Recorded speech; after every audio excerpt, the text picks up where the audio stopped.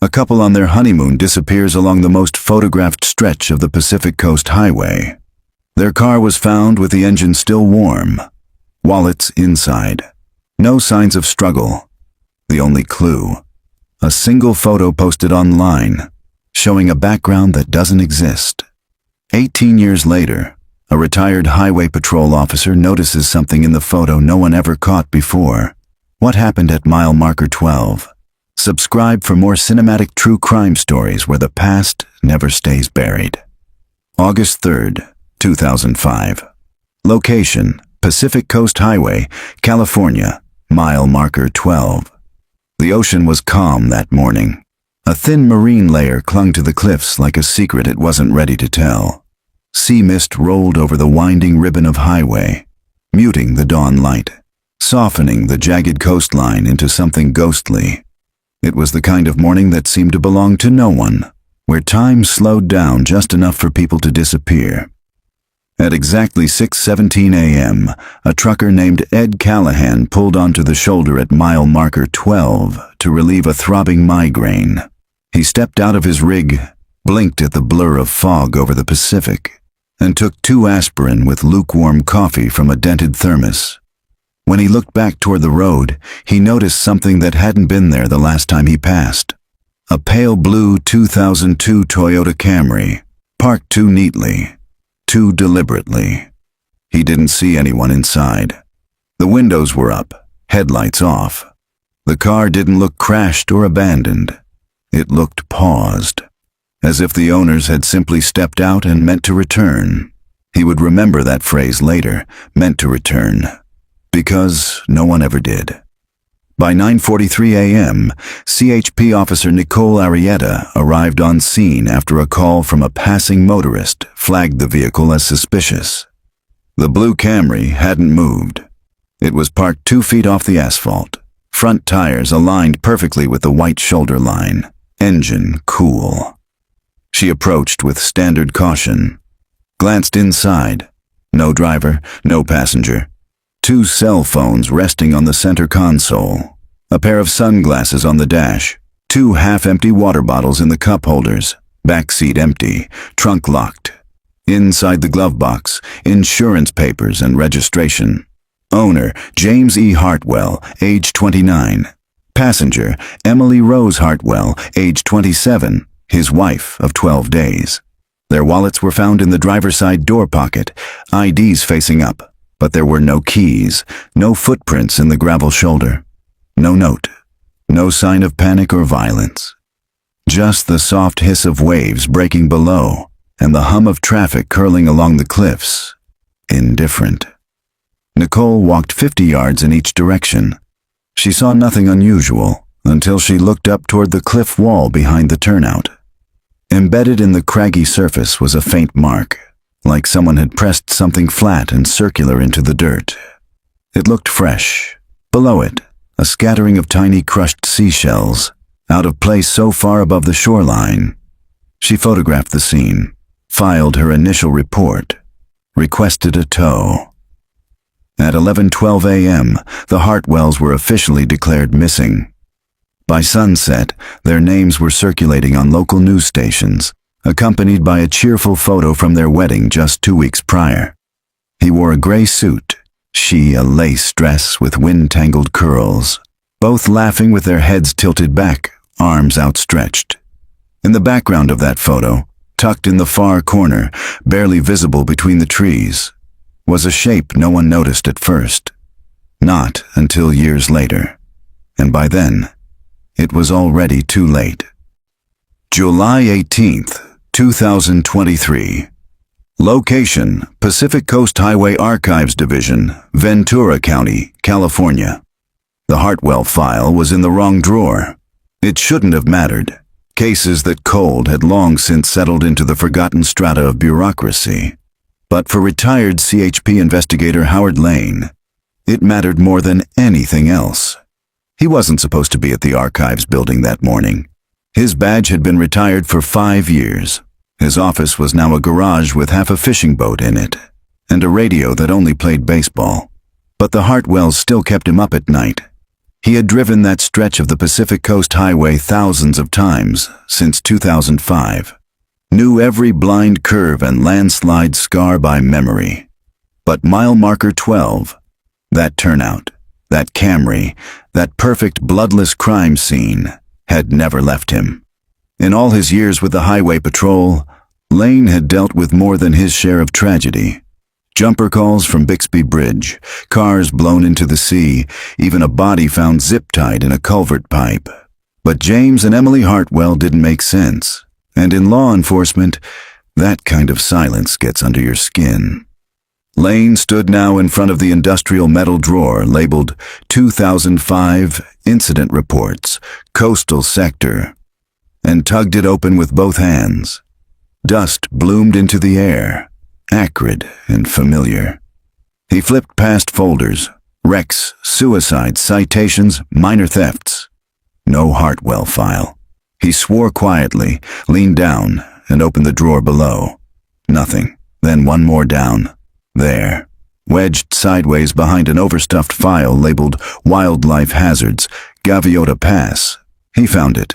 A weathered Redwell folder with the tag Hartwell, James and Emily, PCHMM 12. Missing persons, unresolved. He pulled it out slowly, almost reverently. The folder was heavy with photographs, intake reports, search grids, and dozens of clippings. Everything was right where he remembered, except for the printout of the last known photo posted by James to their travel blog on August 2nd, 2005. The photo had been dismissed early on. A smiling selfie of the couple, perched at a scenic overlook, the Pacific curling in the background. They were happy, windswept, sun-drenched.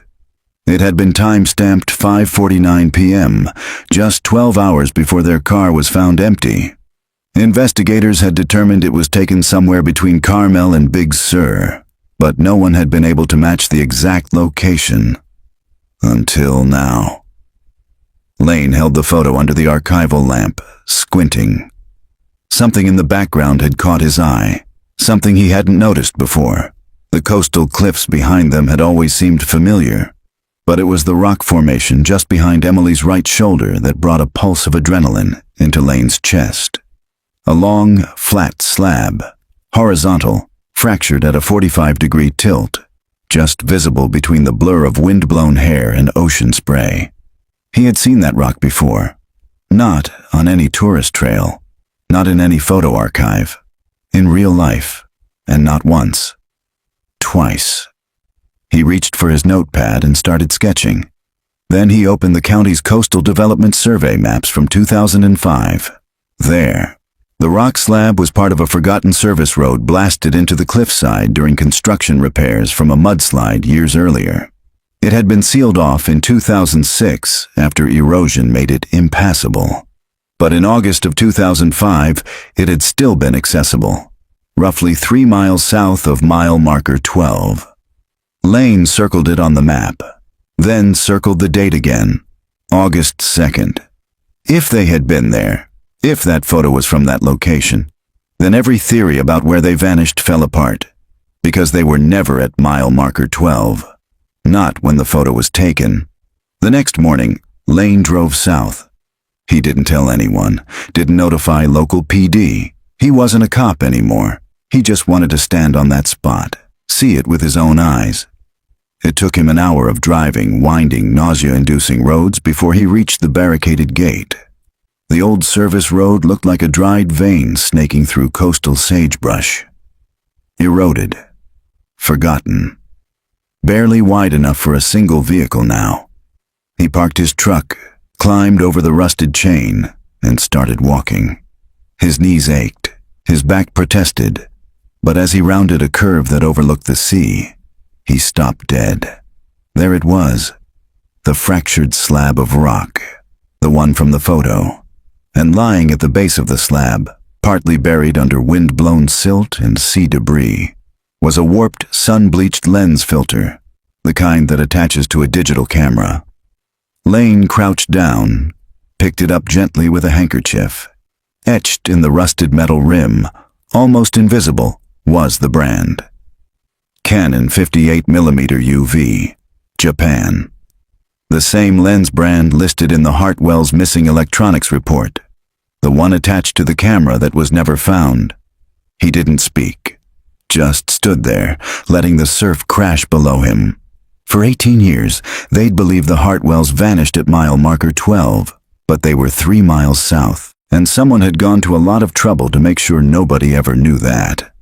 July 21st, 2023. Location, Ventura County Sheriff's Office.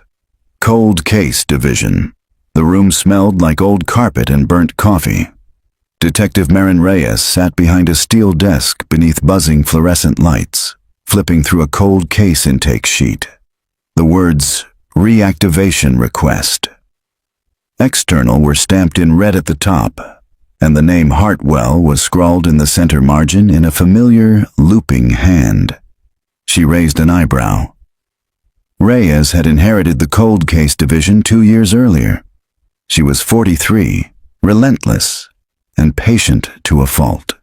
Where others saw hopeless stacks of paper, she saw unresolved patterns. And she knew the Hartwell case. Everyone in Ventura law enforcement who'd been around long enough did. The couple who'd vanished with no trace and no struggle, parked like statues in the morning fog. But that case had been closed in everything but name. She tapped her pen against the intake sheet and looked at the attached note. From H. Lane. Retired CHP discovered evidence inconsistent W original scene location. Request reevaluation of MM12 as true site of disappearance. Possible photo analysis discrepancy. Recovered artifact at undocumented service turnout. Possible camera component. Believed linked to Hartwell belongings. Can we talk? Reyes leaned back in her chair, the pen stilled between her fingers. She remembered Lane vaguely. One of the old ghosts, retired officers who never fully left the job behind. The ones who kept poking around cases that no longer made headlines, usually harmless, sometimes obsessive. But this wasn't nothing. She picked up the evidence bag attached to the file. Inside was the lens filter Lane had mailed in, a faded Canon 58mm UV, partially rusted. She slipped on gloves, opened the seal, and carefully tilted it under the desk lamp.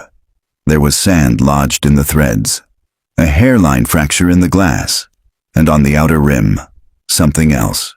Barely visible. E. Hartwell, April 5th. Scratched in by hand. Personal. A label of ownership. Reyes sat up straighter. The Hartwells had vanished on August 2nd, 2005. The camera had been logged as one of the missing items. This filter had been signed and dated 4 months before they disappeared. That wasn't something you planted. That was something that got lost. Or buried. She picked up the phone and dialed a number from memory. Lane. A voice answered after 2 rings. "It's Reyes," she said. "I got your envelope." A pause. "I figured you might. Where did you find this?" "That old turnout they shut after the landslide in '06, just south of marker 12. The one that never made it on the Caltrans maps." "You're sure it's the place in the photo?" "I stood there myself. Rock angle, background elevation, everything matches. And that filter? It was lying right under the slab. Just barely visible." Reyes exhaled slowly, staring at the image again. "If you're right," she said, "then the car wasn't left where the incident happened." "Nope," Lane said. "Somebody moved it." By noon, Reyes was driving the stretch of PCH between Big Sur and Cambria, retracing the Hartwells' last known movements. She stopped briefly at mile marker 12, a quiet coastal pullout that felt more like a lookout for fog than anything sinister. The shoulder had long since been repaved, and tourists now took selfies here without knowing they were standing where a ghost story began. Then she continued south, past a chain-link gate half swallowed by salt brush, and pulled over. A rusty Caltrans sign hung crookedly. Road closed. Unstable grade. No entry. Reyes slipped through the gap. The old service road still clung stubbornly to the cliff, chunks of gravel and seaweed crunching under her boots. The wind howled like something wounded. She walked a quarter mile, then stopped when she saw the fractured rock slab. Just like the photo. She turned in a slow circle, matching landmarks, the shape of the coastline, the position of the horizon, the rock, the angle of the couple's selfie, the sea behind them. It all fit. This was where the last photo was taken. She crouched where Lane had found the filter, brushing back loose sediment. Nothing else immediately caught her eye, but that didn't matter. The damage was already done.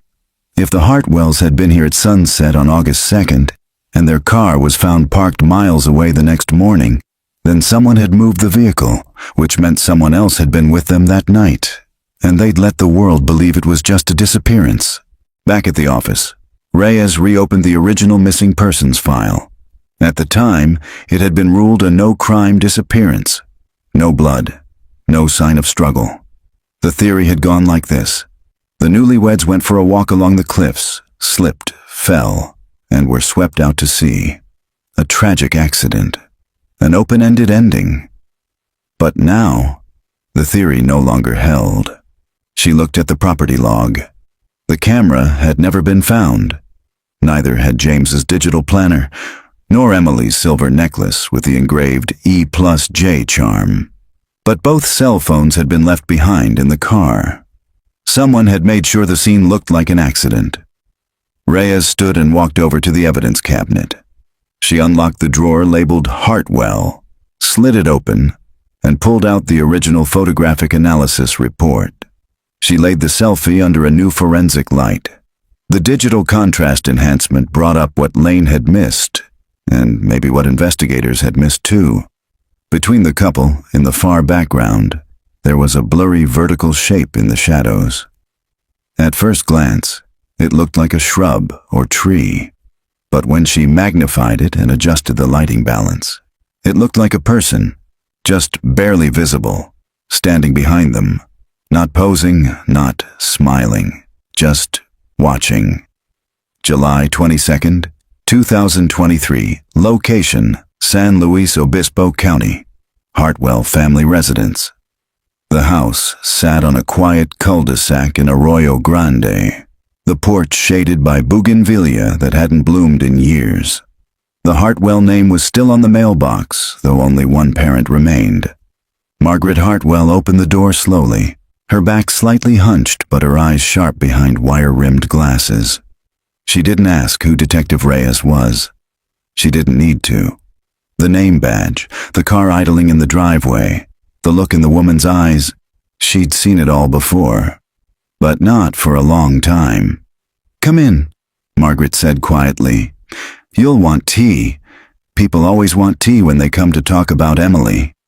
Inside, the home was tidy and dim, preserved like a museum. Reyes noticed the framed wedding photo of James and Emily still perched on the mantel, the one the newspapers had run for weeks. James with his hand on Emily's waist, her bare feet in the sand, a Pacific sky behind them, cloudless and endless. They were married in Big Sur, Margaret said as she poured hot water into 2 cups. Right where they disappeared. Poetic, I suppose, if you believe in that sort of thing. Reyes sat down at the kitchen table, placing a soft evidence folder between them. "I'm not here with answers," she said gently. "Not yet, but we've reopened the case. Something's changed." Margaret didn't flinch. She stirred her tea without drinking it. "Changed how?" Reyes slid a photograph across the table.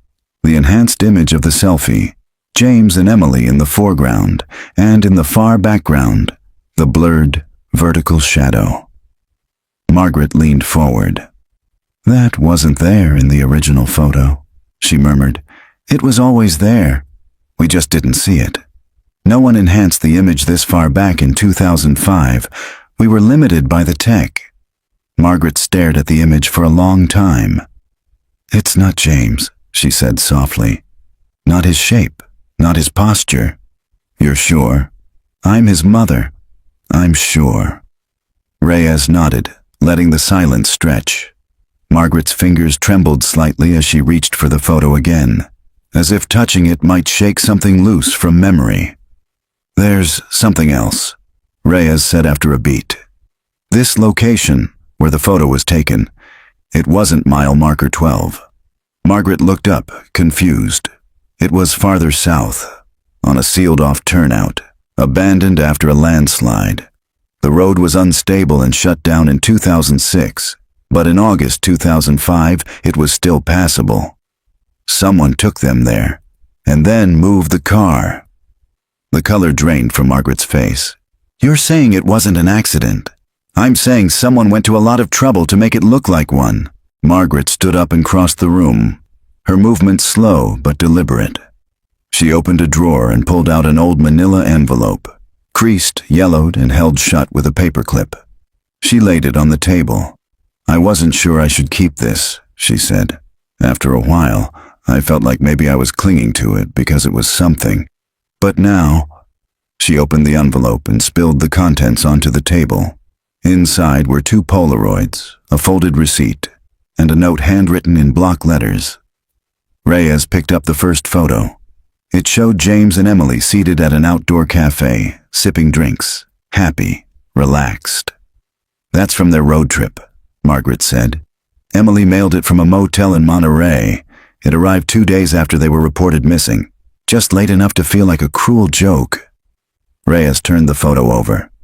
On the back, Emily's handwriting read, "Wish you were here. We made it to the cliffs. Sunset tonight. Love, M." The second photo was a shot of a journal page, zoomed in, almost clinical. The handwriting looked like James's. One sentence had been circled 3 times in red ink. "We saw someone again, same guy from the last turnout. He keeps pretending not to watch us. It's creeping him out." Reyes felt her pulse tick up. "Did you show this to the investigators back then?" "I did. They filed it. Said it was probably nothing, a passing hiker. No one matching that description ever came forward." "And the receipt?" Margaret passed it over. Reyes unfolded it carefully. A hardware store slip, dated July 29th, 2005. Just 4 days before the couple vanished. Purchased items: tarp, rope, flashlight batteries, a pair of utility gloves, and a folding spade. The name on the card? L. Granger. Reyes sat up straighter. "Who's that?" "I have no idea," Margaret said. "But that receipt was in James's hiking journal when his things were returned. The officer told me it probably belonged to someone else, said it got mixed up. But what if it didn't?" Reyes stared at the name. In any other case, this might have been noise. Just background static, but not in this one. Someone else had been watching the Hartwells, close enough for James to notice, close enough to be written down. And now, 18 years later, a name had finally surfaced. L. Granger. Later that evening, back at the department, Reyes ran the name through the DMV and state databases. Nothing came back. Then she narrowed the search to business owners in coastal San Luis Obispo County in 2005. It took nearly an hour, combing through old permit records and contractor applications. Then it hit. Granger, Louis B. Contractor license expired. Owner of Granger Coastal Repair and Grading, a one-man operation hired in 2004 by Caltrans for landslide mitigation near the old service road south of MM12, the exact turnout where the last Hartwell photo had been taken. Reyes leaned back in her chair, the room suddenly very still. A man who had access, a man who knew the roads, a man who was there, exactly when and where the couple disappeared. She opened a new case file. Subject: Louis B. Granger. Status: Person of Interest. Priority 1. July 23, 2023. Location: San Simeon, California. Granger Coastal Equipment Yard, abandoned. It was just a rust heap now. A gate hung lopsided between 2 leaning fence posts, choked in dune grass and welded shut by years of salt air. Behind it, the lot stretched out like a graveyard for broken machinery, backhoes with missing treads, cement mixers speckled with bird droppings, rust-bitten pipes tangled in brittle weeds. Detective Reyes stood at the edge of the yard, the Granger file tucked under her arm, her badge clipped at her hip. She wasn't here with a search warrant, not yet, but this wasn't private property anymore. According to tax records, the land had been forfeited for back taxes in 2011. It was a dead place, just like the man she was looking for. Louis Bernard Granger, born 1951. No children, never married. Lived alone in a trailer on the inland side of Route 1. Disappeared from his known address in 2006, barely a year after the Hartwells vanished. No forwarding address, no death certificate, no proof of life. A quiet exit. The kind a guilty man makes. Reyes stepped over the fence and into the lot. The wind rattled loose siding against an overturned tank. Nothing moved but a startled gull that flapped off the shell of a rusted water truck. But there was a building in the back. Long rectangular sheet metal walls rippled from salt storms. A lock hung on the door, corroded but intact. Reyes knelt and pulled a thin pry bar from her satchel. 2 minutes later, the lock snapped. The metal door creaked open into the stale air of a storage office, untouched for nearly 2 decades. She stepped inside. The dust hit first. Thick, fungal, like paper rot and sea mold. But the light from her flashlight cut through it cleanly, illuminating a desk buried under blueprints, contractor logs, and half-collapsed cardboard boxes. Everything was water-damaged, some of it illegible. But it was here. This was Granger's base, the last place he worked before falling off the map. Reyes scanned the shelves, stacks of cassette tapes, worn equipment logs. A Caltrans vest hung like an afterthought on a bent nail in the wall. Then something caught her eye, tucked in a wire rack near the window.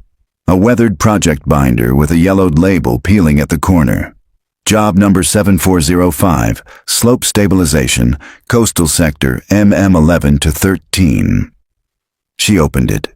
Inside were site photos, taken between May and July 2005, documenting landslide cleanup, culvert repair, and graded road shoulders. One of the photos showed the same fractured rock slab from the Hartwells' final selfie. The margins were filled with hand-scribbled notes. Dates, supplies, personnel names. Most were standard. Until one entry, dated August 3, 2005, caught her breath. Check turnout after rain. Tire ruts still visible. No work scheduled. Fresh boot prints beyond road line. Didn't report. Didn't report. Why? Reyes scanned the rest of the page. Nothing else written that week. The next entry wasn't until the following Monday. And under the binder's final divider was a folded sheet of notebook paper that felt out of place. She opened it. A list. 2 names at the top. James Hartwell, Emily Hartwell. And beneath them, columns of details. Vehicle, route, license plate. Notes about where they'd stopped. Local trailheads, restaurants. It read like surveillance. Like someone had tracked them. Near the bottom, last seen, August 2nd, sunset, saw camera. Beneath that, 3 words scrawled in different ink. They knew me. Reyes stood frozen in the half-light. Then the sound hit her. A soft metallic clang, like something shifting deeper inside the building. She snapped off her flashlight and went still. No birds, no wind now. Then another sound. Scrape, scrape. It was coming from the back room. She moved slowly, hand brushing the grip of her sidearm. The door to the rear office was partially open, the hinges twisted from heat warping. She nudged it wider with the tip of her boot. And there, lit only by the dust haze filtering through a single cracked skylight, was a cot, a thin blanket, an overturned can, a jar of peanut butter, footprints in the dust, fresh, a plastic jug half filled with water. Someone had been living here, recently. She turned in a slow circle, heart climbing her ribs. No power, no plumbing, no vehicle outside. But someone had been staying in Granger's yard, someone who knew this place, who knew the roads. She stepped back out into the light, scanning the coastline. It wasn't just about the Hartwells anymore. Back in her car, Reyes radioed dispatch. "I need a search unit at 721 Coastal Yard, San Simeon, abandoned contractor site. Possible evidence of habitation, and send a forensic team. There's handwriting samples and job logs I need processed." She paused and put out a local APB, names Louis Bernard Granger, now listed as missing, suspicious circumstances. May still be alive. Later that night in her apartment, Reyes spread the evidence on her kitchen table. The grainy image of the man in the background, the lens filter, the Polaroid from Emily, the receipt, the field note. They knew me. And now, someone possibly squatting at Granger's last known location. Reyes pulled up Google Earth on her laptop and typed in mile marker 12. She stared at the digital coastline. Somewhere near that turnout, hidden beneath time, was the answer. Not just to where the Hartwells went, but why? And someone still alive might be ready to make sure that truth stayed buried. July 24th, 2023. Location, Pacific Coast Highway. Near mile marker 11.8. The morning marine layer still hadn't lifted. A curtain of wet fog draped the cliffs, the waves below muffled like a held breath. Detective Reyes parked her cruiser near the crumbling shoulder, just under a faded Caltrans sign reading, "No access, unstable grade." This was it, the hidden turnout. The one Granger had visited on August 3rd, 2005. The one the Hartwells had photographed the night before they vanished. The old path was half consumed by wild mustard and waist-high coastal sage, but the fractured rock slab was unmistakable, just like in the photo. She stepped out, boots crunching gravel, and began to trace a slow arc along the edge of the cliff. Her eyes were sharp, trained not on the obvious, but the subtle, the breaks in nature's rhythm, the signs that someone had been here before her. Then she saw it, a sunken depression in the ground, 3 paces off the main turnout, oval-shaped, overgrown, but too symmetrical to be natural. Reyes knelt and brushed away the topsoil. Within seconds, her fingers struck wood. She froze, glanced around. Nothing but the fog and the sea. She kept clearing, slow, careful strokes, until she revealed the rough grain of an old hatch, marine plywood, weathered, warped, nailed down with square-cut rusted nails that didn't match modern construction. She stepped back and radioed it in. An hour later, the forensic team arrived. They cordoned off the area and brought in the mobile scanner. Ground-penetrating radar lit up the screen with a ghostly silhouette beneath the soil.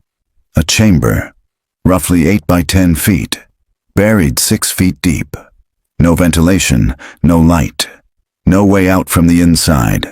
By 3:40 p.m., they had uncovered the full hatch. The wood groaned as they pried it open.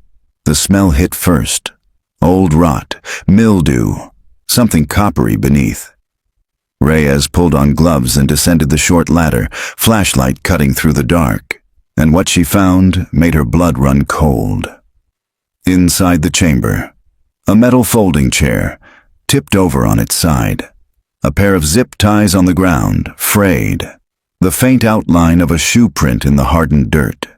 And pinned to the wall with a rusted nail, a single torn Polaroid. It was a close-up, blurred, off-angle, but Reyes could make out 2 things. A woman's mouth, gagged, and next to her, a man's hand with a wedding ring. Later, back above ground, Reyes stepped aside as the evidence team cataloged the scene. She stared at the Polaroid, bagged and tagged. Emily and James Hartwell had been here, and they hadn't been alone. Back at the department that evening, Reyes dug deeper into Louis Granger's history. She found something odd. Between 1997 and 2002, Granger had filed multiple permits for hillside drainage repairs and private road grading, always within a 3-mile stretch of the PCH. Some had been completed, Others never inspected. Many had faded from public record. She requested access to the archived blueprints. Within 30 minutes, a pattern emerged. He wasn't just fixing roads, he was building offshoots, narrow, unmarked paths carved into blind switchbacks and cliffside crevices. One of those paths led straight to the hidden chamber. 10:12 p.m. Reyes stared at a wall in her apartment now covered in case photos, maps, and red yarn connections. One photo haunted her. The last picture from James Hartwell's blog. The smiling couple. The Pacific. The slab of rock. And that blurred figure in the background. A man watching from the edge of the cliff. Not waving, not posing. Just standing there. Still as death. And if Lewis Granger hadn't been the one living in the equipment yard recently, then who was? July 25th, 2023. Location: San Luis Obispo County Records Department. Archive level. By mid-morning, Reyes had returned to the Records Department's lower archives, where the air never changed and the fluorescent lights buzzed like insects. She pulled a rolling ladder beside the wall labeled 2000 to 2006 Private Contractors and climbed halfway up to the third drawer. The cabinet groaned open, revealing dozens of aging files thick with carbon paper, handwritten invoices, and grease-stained permit copies. She wasn't after permits this time. She was looking for people. Specifically, the ones who helped Lewis Granger do what he did. People who wouldn't show up in official reports because they never left enough of a trace. It took nearly an hour to cross-reference the contractor logs with unregistered labor records. That's when she found it. A yellowed, nearly illegible ledger entry under the 2004 slope project. Job number 7405. The same site that spanned mile markers 11 through 13. Helper, B. Morrow, cash day labor, referred by L. Granger. The handwriting was messy, but the name leapt off the page like a flare. Brendan Morrow. Never once mentioned in the 2005 investigation. Never interviewed. She pulled out her laptop and ran a background check. At first, nothing. No taxes, no criminal record, no social media presence. But buried in DMV records, she found a registered trailer address. Crag Hollow Road, west of Atascadero. The last activity tied to that address had been a utility shutoff in 2010, but the place hadn't been condemned, and that meant it was still out there. By 3:30 p.m., Reyes was already halfway through the winding, oak-covered roads that led out of town, the address punched into her dash-mounted GPS. The deeper she drove, the less cell reception she had. Just before 4:15 p.m., Reyes spotted the trailer. A faded green box behind a leaning split-rail fence, surrounded by rusted-out metal parts and broken furniture. A crumpled lean-to shed sat collapsed to one side, and a dented burn barrel smoldered faintly nearby. She parked off the road and approached slowly, one hand near her sidearm. The front of the trailer looked abandoned, but someone was out back. A barefoot man sat in a folding chair behind the trailer, shirtless despite the shade, stirring the embers in the burn barrel with a piece of rebar. His head was shaved, and his skin looked waxy, sun-damaged, slack. Brendan Morrow, Reyes called. He looked up, but didn't answer. "I'm Detective Reyes, San Luis Obispo County." She kept her tone calm, steady. "I'd like to talk about Lewis Granger." Morrow stared at her for a long moment, then said flatly, "Lewis is dead." Her heart rate ticked upward. "How do you know that?" "He told me." She moved closer, keeping her boots in the dirt. "When did you last see him?" He stirred the ashes again. "After the girl screamed." Reyes went still. "What girl?" Morrow blinked slowly, as if shaking loose from a trance. "I didn't know her name. He didn't tell me names, just tasks." "What kind of tasks?" "Digging, moving rock, building a trap door. I wasn't supposed to ask questions." He kept poking the fire, eyes half-lidded. "He said the girl screamed the whole first night. That's why he moved them." He didn't want anyone hearing it. Reyes stepped carefully around the barrel. You helped him build the chamber under mile marker 12. We built more than one, he said softly. He called them rooms for the gone. Sunlight had begun to tilt golden across the tops of the trees by the time Reyes had Brendan Morrow seated on the porch of his trailer, hands resting on his knees. He seemed calmer now. Not cooperative exactly, but detached. She pressed further. How many rooms? He shrugged. 3, maybe 4. And where are they? His head tilted toward the hills. One's out past the well line, another beneath the old goat barn. But he moved some, sealed others. Reyes leaned forward slightly. Did he ever bring anyone else out here? Morrow didn't answer. Instead, he looked toward the tree line and said quietly, he liked the echo. Said if you whisper in the dark long enough, the ground listens. Reyes backed away and keyed her radio. I need a team at 981 Crag Hollow Road. Possible suspect tied to multiple unlawful burial sites. Bring ground sonar and cadaver dogs. And back up. By dusk, the mobile unit had arrived, and the dogs were sweeping the back lot. Just after 8 p.m., one of the handlers whistled for Reyes. Dog Team Axel had stopped near a rusted water tank buried in brush. The sonar confirmed it. There was a cavity below. They started to dig. Within the hour, a second hidden chamber was uncovered.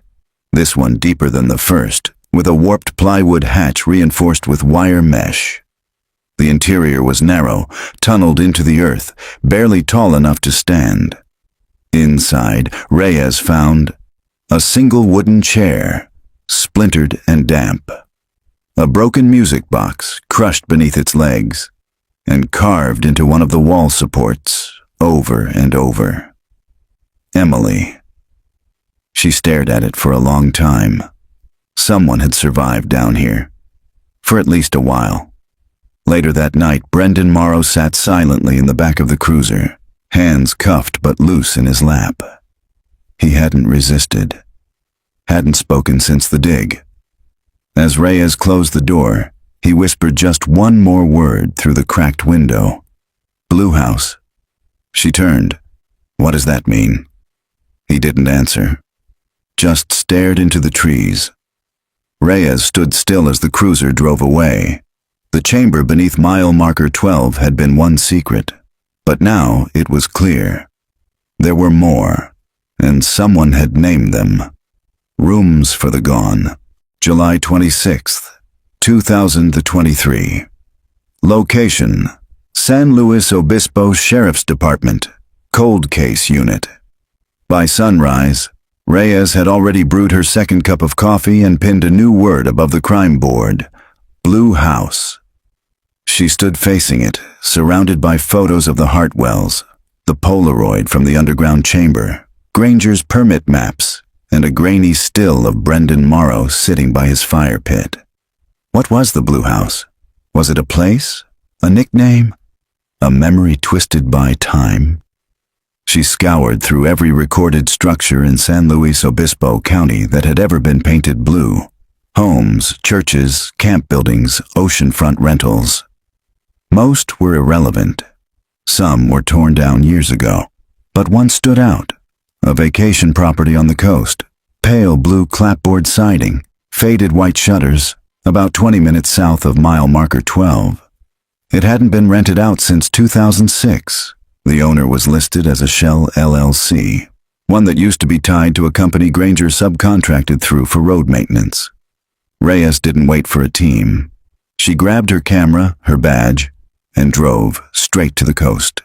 By 8:40 a.m., she was standing in front of the house. It didn't look like much. Peeling paint, a warped porch, dead grass curled along the foundation. No tire tracks, no signs of activity in years. But it was the color that chilled her. Not bright beach blue, muted, almost gray in the early light. The kind of blue that photographs differently depending on the film used. She pulled out the Hartwell's final blog photo again. Zoomed in. That strange gray-blue smudge in the upper corner. The background no one could identify. It matched the color of this siding. She walked up the steps and tested the door. It creaked open. Inside, the air was stale. Cold, despite the sun outside. Dust floated through shafts of light, and the silence pressed heavy against her skin. The house was mostly empty. No furniture except for a single armchair in the living room, covered in a sheet. But the floor creaked wrong. She paced slowly, heel to toe, tracing the boards. There, beneath the rug in the center of the room, was a trap door. Her breath caught. No lock, no hinges. Just a recessed lip and 2 finger holes. She knelt, lifted carefully, and peered down into black. The flashlight revealed wooden steps, coated in dust, and something glittering on the dirt floor below. She descended. The room was round, not square like the last chamber, and wider than expected, almost 10 feet across. Carved into the packed earth were initials, dozens of them, some scratched wildly, some carefully etched. At the far end, pinned to a makeshift bulletin board, was a map, a hand-drawn grid of the PCH coastline, with red X's marked at 3 specific points: mile marker 12, Granger's equipment yard, and this house. Tucked into the corner of the board was a plastic sleeve containing a roll of 35mm negatives. Reyes slid it into her evidence bag. Back in the daylight, she radioed in the Discovery and requested a forensic sweep team. Then she circled around to the back of the property.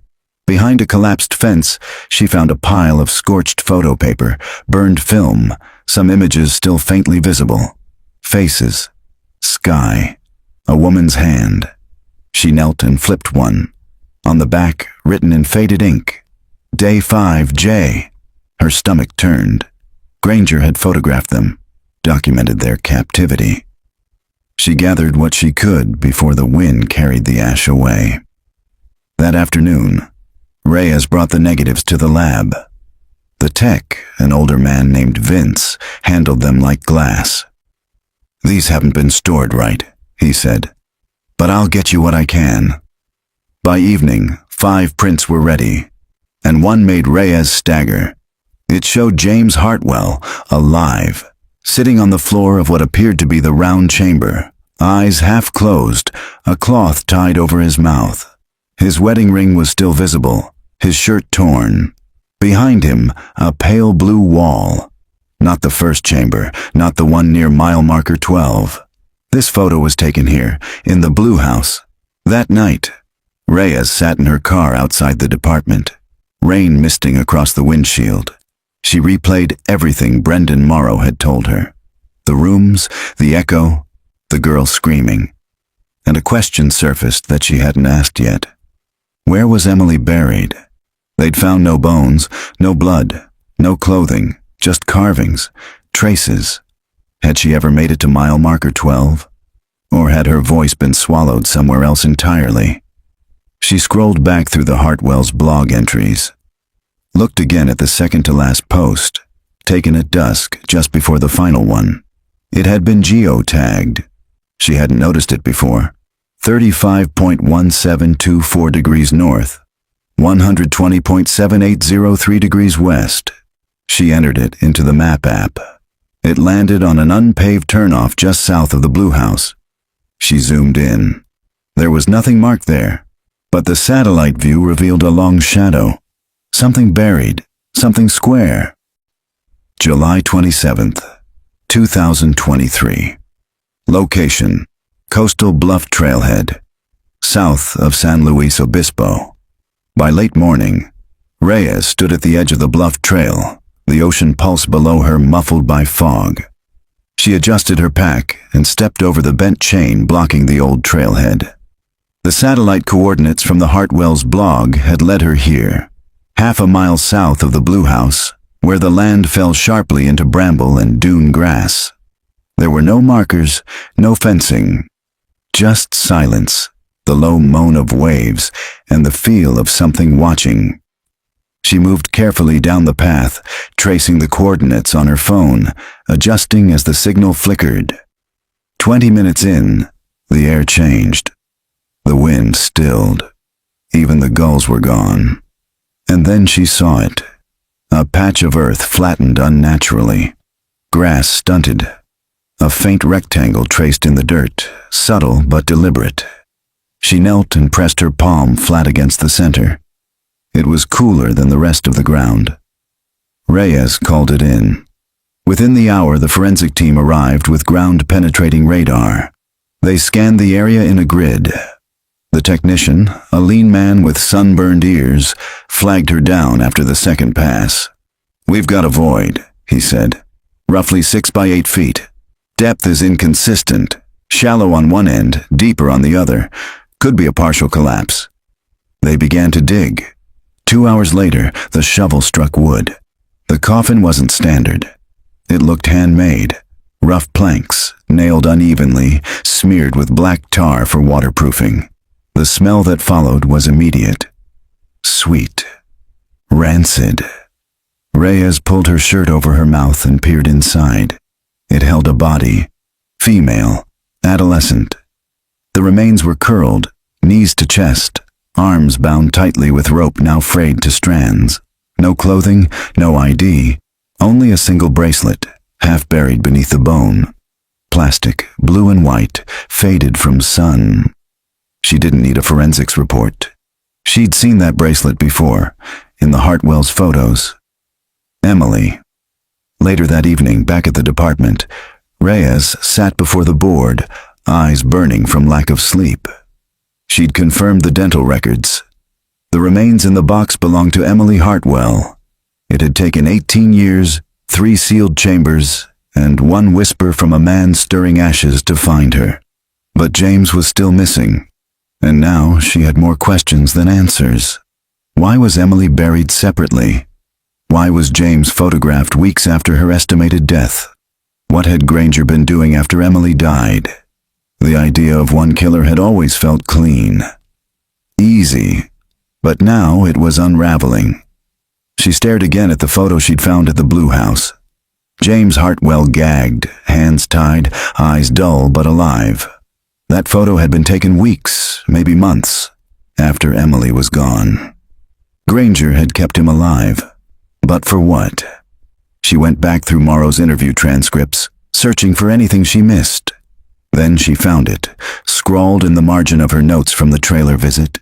Lewis liked the whisper, said the soil could remember, rooms for the gone, but the ones who stayed too long, he said they started to change. Reyes circled it. Who changed? The captives or Granger? By midnight she couldn't sleep. She got in her car and drove. Back to the Blue House. She parked down the road, flashlight in hand, and walked to the foundation. The crawl space beneath the back porch had been sealed by code enforcement long ago, but the boards had loosened since her last visit. She pried one open and slipped under. There, in the damp dirt, she found something she hadn't seen before, a hollow carved into the wall, stuffed with decaying paper. She pulled it free. Journals, water-damaged, pages stuck together, but some entries still readable, written in 2 different hands. The first entries were mundane. July 7th, brought them food. She won't eat. He stares, sleeps with his eyes open. July 11th, had to gag her again. Won't stop screaming. July 13th, she knows her name, keeps repeating it. Then the tone shifted. A different script. Uneven, faint. I don't know how many days. No light, no time. Her voice is gone. Mine too. She didn't wake up this morning. He said it's better this way. And finally, he says he's not alone anymore. Says I'll understand if I stay. Reyes closed the notebook and leaned back against the cold earth. There was more than one voice in this house, and one of them might still be echoing. July 28th, 2023. Location, San Luis Obispo County Forensics Lab. The autopsy report confirmed what Reyes had already begun to fear. Emily Hartwell died of asphyxiation. There were no defensive wounds, no signs of a violent struggle, no blunt force trauma, just evidence of prolonged restraint, wrist ligature marks, bruising on the upper arms, and positional asphyxia likely caused by being bound and placed face down. The medical examiner estimated her death occurred within 5 to 7 days of her abduction, which meant Emily was dead long before the photo of James was taken. The implications scraped something raw inside Reyes. James had not only survived the initial abduction, he had lived through her death, and someone had kept him alive long after she was buried. But why? The journals hinted at manipulation, isolation, perhaps even conditioning. She opened them again that morning and flipped to the final page. There, scrawled at the very bottom in trembling pencil, he said the longer I stayed, the less I'd want to leave. He said I was his mirror. He said the house would make me just like him. Later that day, Reyes returned to the Blue House with a forensics team. They had started pulling up the floorboards around the trap door, excavating the edges of the chamber for further evidence. One technician found a strip of metal buried behind the staircase, an old ID bracelet. The name etched into it, James Hartwell. The strange part was how clean it was, unscathed, untarnished. It had been placed there deliberately, as if it was meant to be found. That afternoon, Reyes reviewed old records from 2005 again, looking for any signs Granger might not have acted alone. One name kept surfacing in contracts, though never as a direct employee. Marcus Ames, a local handyman. No arrest record, no fingerprints in the system, but his name appeared beside Granger's in handwritten logs. Ames had never been interviewed. She dug deeper. Ames owned a property just northeast of Paso Robles, an old ranch tucked against the hillside, inaccessible by paved road. It had gone up for tax lien sale in 2009 but never sold. It had sat empty since. By 6:45 p.m., Reyes was behind the wheel again, driving up the cracked dirt road, tires kicking dust into the fading gold of evening. The Ames property emerged at the top of a shallow ridge, a crumbling barn, a rusted-out pickup, and a 2-story farmhouse. Boarded windows, slanted porch, and ivy growing wild across the south wall. She parked at the gate and approached slowly. The door hung slightly open. Inside, the house was dark, quiet, and cooler than expected. Smelled of mildew and something faintly sweet, like rotted peaches. She moved carefully, flashlight cutting swaths through the still air. Then she saw it. A Polaroid, taped to the wall above the fireplace. It showed James Hartwell, older, bearded, shirtless, eyes glassy. He was standing in the round chamber under the Blue House, but the timestamp was handwritten on the white frame. April 2006. Nearly 9 months after the Hartwells vanished. James had lived almost a year in captivity. Reyes moved deeper into the house.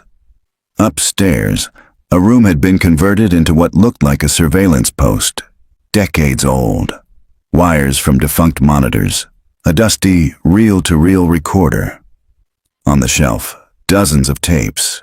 She pulled the one marked JH13, slid it into the deck. The tape hissed, then, "What's your name?" A long silence, then a weak voice. "James Hartwell. Do you remember why you're here?" Pause.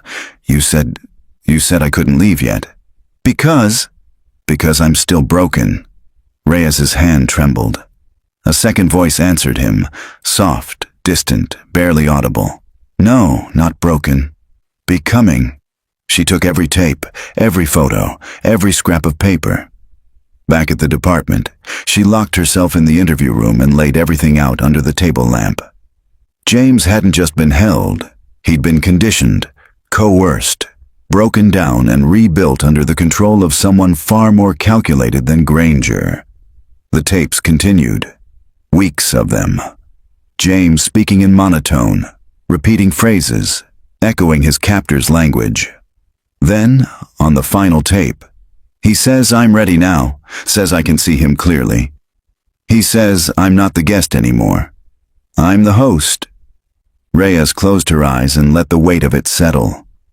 If James had survived that long, if he'd become what they'd made him, was he still out there? And worse, was he still playing the game? There were no remains, no conclusive proof of death, no body, just whispers. And one final phrase, scratched in the margin of the last tape box. Mile marker 12 is where I ended. But the new place is where I began. July 29th, 2023. Location: San Luis Obispo County Sheriff's Department. Evidence Review Room. The audio from the final tape echoed in Reyes's head long after the reel stopped spinning. Mile marker 12 is where I ended. But the new place is where I began. She stared at the words again. Scratched not in ink, but with something sharper. Etched deep into the cardboard lining of the tape box. The handwriting wasn't the captor's anymore. It was James's. He'd left them a breadcrumb trail. Reyes opened a county parcel map and began tracing each location mentioned in the journals, tapes, and old Granger contracts. She highlighted the blue house, the buried coffin, the equipment yard, the farmhouse. They formed a triangle. But it wasn't until she overlaid an old utilities map, drawn before the wildfire reroutes of 1992, that she noticed something else. A private parcel of land nestled in the center of the triangle, listed only as Parcel 343, unincorporated. It had no listed structure, no driveway, and no utility hookups. But there was one road, an overgrown trail off the Pacific Coast Highway, ending at a gated dirt path marked only by a rusted sign. Trespassers will be prosecuted. And just beneath that, barely visible beneath lichen and rust, Reyes spotted it. MM 12.1? By mid-afternoon, she was standing in front of it. The gate wasn't locked, just rusted shut from decades of disuse. She pushed until the hinges snapped and walked in. The trail curved through overgrown eucalyptus trees and dense brush, the sea breeze carrying faint salt and decay. 30 yards in, the path dipped, and she saw it. A bunker. Concrete, sloped roof, no windows, almost invisible from above. The kind of place built to disappear. There were boot prints in the dirt, recent. Someone else had been here. She unholstered her weapon. The door was reinforced steel, sealed but not locked. Inside, darkness thick, absolute. She clicked on her flashlight and stepped down into the cold. The air was different, stale but stirred, as if it had been breathed in and out, recently.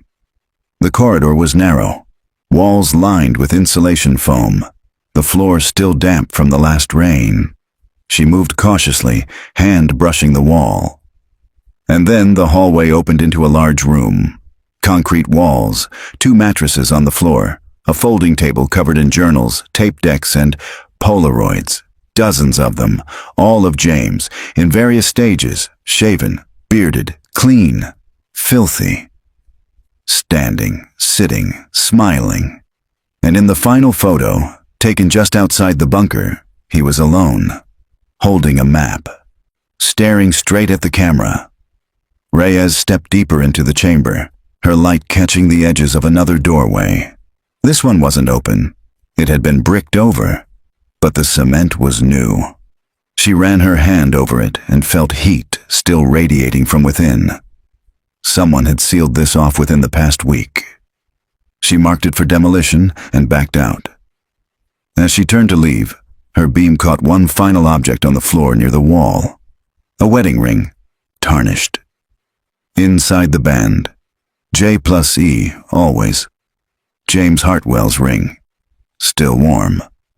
That night, Reyes filed an emergency order for ground excavation and structure demolition on Parcel 343. The sheriff pushed back. So did the county. But she didn't wait. By 3 a.m., she was back at the bunker with a private demolition contractor. 2 hours later, the bricked-up door collapsed. Behind it was a narrow room, 8 by 6, no light source. In the center of the floor was a shallow pit lined with stone, Inside, there were bones. Human. Dozens of them. Not fresh, not recent. Some small, some adult-sized, arranged in a spiral. A crude altar stood nearby, stained dark. Along the wall, scrawled in ash and blood, "The house isn't where we lived. The house is what we became." Reyes couldn't breathe. This wasn't just captivity. This was ritual. This was transformation. She stepped back, staring at the spiral, and realized something else. This wasn't only about James and Emily. There were more victims, more rooms, more chapters, and someone, maybe Granger. July 30th, 2023. Location, San Luis Obispo County. Bunker site, parcel 343. The bones were tagged and bagged by sunrise. 17 individual sets, according to the preliminary forensics count. Reyes stood over the excavation site, still staring into the spiral that had once been a shallow grave. It didn't look like a dumping ground. It looked like a ritual. Each set of remains was curled into a fetal position, arms wrapped inward, as if arranged that way post-mortem. Some of the skulls had been painted, smeared with soot or what might have been blood, though lab confirmation was still pending. This went far beyond the Hartwells. Granger was dead, but someone else, perhaps multiple people, had continued the cycle, and someone had sealed the chamber very recently. Mid-morning, Reyes received a call from the lab. They'd run mitochondrial DNA on the smallest of the bone sets, a child, likely no older than 7. The match came back in less than an hour. Missing person file MC981 Ashley Weaver, age 6. Reported missing September 2006.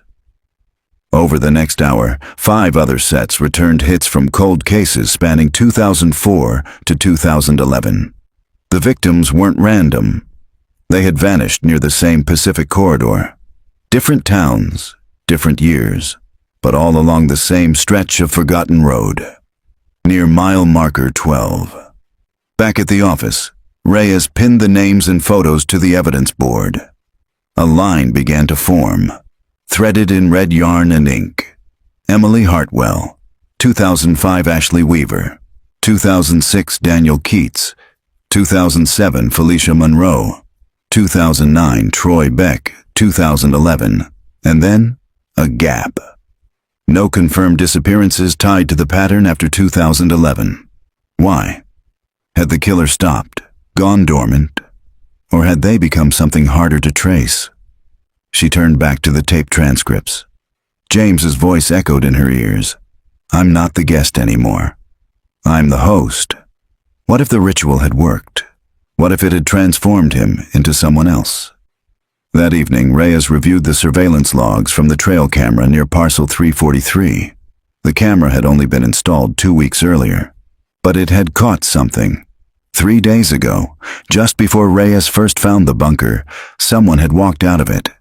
A man, early 30s, thin, bearded, wearing a hooded jacket and hiking boots, carrying a duffel.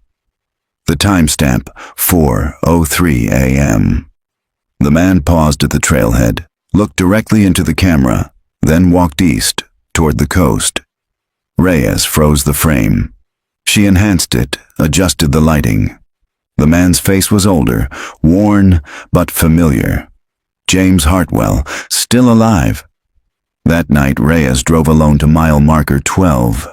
She parked just beyond the turnoff, where the road sloped toward the bluff. Fog hung low again, just like the night the Hartwells vanished. She sat on the hood of her car and waited, staring out at the sea, thinking. James hadn't died in the chamber. He hadn't escaped and vanished. He'd become the chamber, or what it meant. Not just the victim, not even the survivor. Something else. She thought of his voice on the tape. He said the longer I stayed, the less I'd want to leave. Maybe James hadn't left. Maybe he'd changed. Into what? She didn't know yet. But if he was out there, he was moving again. And he wasn't done. By midnight, Reyes returned to her office. On her desk was a package. No return address. Inside, a flash drive. Labeled, Final Tape. She plugged it into her laptop, hands trembling. The screen went black for a long moment. Then, a static shot of a room. Stone walls, low ceiling, candlelight flickering. James Hartwell stood in the center, arms by his sides. Still, quiet. He looked directly into the camera and spoke. "This is the last room, but not for me. I built it for you." The camera zoomed slightly, not mechanically. Someone was filming. James continued. "You followed long enough. You deserve to see what's underneath. The house was only ever a door." He smiled. "And you're already inside." Reyes's monitor went black. She sat in the dark, every light in the station suddenly flickering. Her phone buzzed once. Unknown number, no message. Just an image. A photo of Reyes, standing outside the Blue House, taken from behind. July 31st, 2023. Location, Reyes's apartment, Morro Bay, California. She barely slept. The photo haunted her, the angle, the timing, the implication. Someone had been watching her, standing no more than 15 feet away, and she hadn't sensed a thing. By morning, Reyes had forwarded the image to forensics, but the metadata had been wiped. No GPS, no timestamp, no device ID, just static when they enhanced the image edges. Whoever sent it knew what they were doing, and they wanted her to know she'd been seen. Later that morning, Reyes drove north, retracing the path from the bunker to the sea, then up the winding roads toward the remote bluff roads between Cambria and San Simeon. James Hartwell wasn't hiding in the shadows anymore. He was leading her. She stopped just before mile marker 12.1 and walked the rest of the way. The fog had thinned, sunlight slanting over the cliffs, baking the rocks in morning heat. And there, off the side of the highway, was something new. A trail, fresh. Trampled grass, broken branches. She followed it without hesitation. It wound for nearly half a mile before revealing what felt like an illusion. A small cabin. Wood siding, tin roof, porch with a single rocking chair. No windows on the sides. No visible power. Reyes approached carefully. No one answered when she knocked. She tried the handle. It opened. The inside was empty. No furniture, no photos, no dishes or clothes, just walls covered in writing. Not painted. Scratched. Hundreds of overlapping phrases etched deep into the wood, ceiling to floor. She stepped closer and began to read. "I am what he made. The house is where I disappeared. The walls listen. Emily was the last thing I loved. I stayed until I became the lock." And then, across the entire back wall, in bold carved letters, "Every door is a decision." In the corner sat an old reel-to-reel player, plugged in, loaded. Reyes pressed play.